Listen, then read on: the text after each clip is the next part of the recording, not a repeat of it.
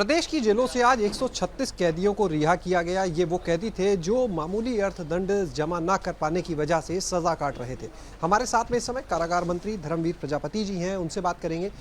Sir, आज का दिन क्यों चुना, पहले तो ये आज जिस भारतीय जनता पार्टी के कार्यकर्ता के रूप में हमने काम किया और काम करते करते मंत्री पद तक पहुँचे, तो मन में था कि भारतीय जनता पार्टी का हमारी आज स्थापना दिवस है।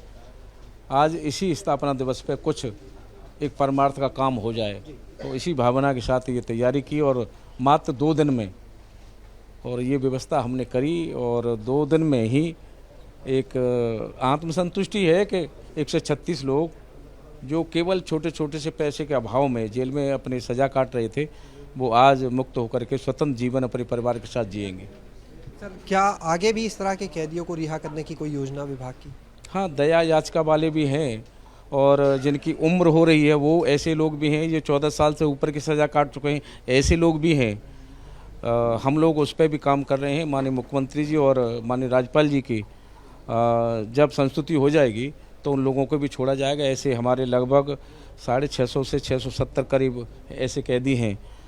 ये प्रक्रिया अर्थ की वजह से जो लोग जेल में रहेंगे, वो हमारा कार्यक्रम समाज सेवियों के माध्यम से चलता रहेगा।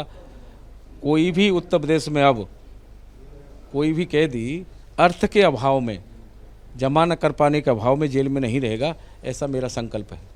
सर, इसके अलावा अगर बात करें, एक निर्देश आपने और दिए हैं जेलों में गायत्री मंत्र को लेकर, महामृत्युंजय मंत्र चलाने को लेकर।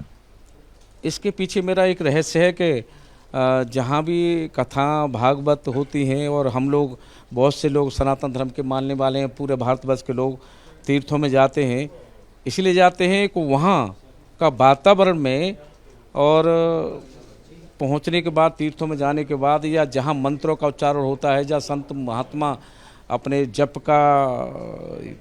करते हैं, वहाँ वातावरण शुद्ध होता है और मानसिक प्रवृत्ति बदलती है, ऐसा मेरा मानना है। तो इसलिए मैंने कहा है कि 5 से 10 मिनट मंत्र का उच्चारण हो, डेली होगा तो वहाँ के वातावरण में बदलाव आएगा और बदलाव आएगा तो हम उन कैदियों की मानसिकता बदलना चाहते हैं जो कैदी किसी भी तरह से कोई कुकृत्य करके आए हैं और वो जेलों में बंद हैं, तो वो भी है तो इंसान ही।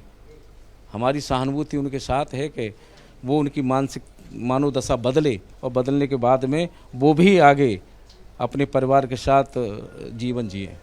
एक आखिरी सवाल सर, योगा को लेकर भी कुछ निर्देश? हाँ, 21 जून में हमने कहा है कि सभी जेलों में योगा की प्रक्रिया हो और हम भी एक जेल में जाएंगे।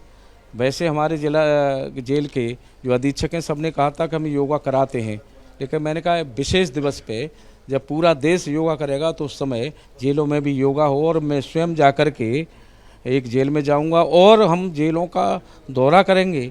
दौरा करने के बाद में जेलों की बंदियों की स्थिति को समझेंगे और जेल के जो कर्मी हैं उनकी परिस्थितियों को भी समझेंगे और जो बेहतर हो सकता है वो बेहतर उसे करने का प्रयास करेंगे।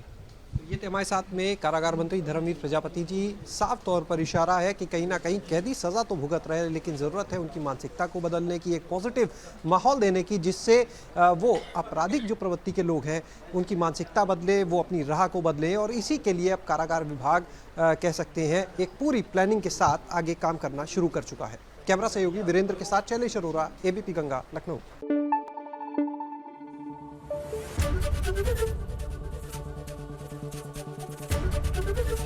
एबीपी गंगा, खबर आपकी, जुबान आपकी।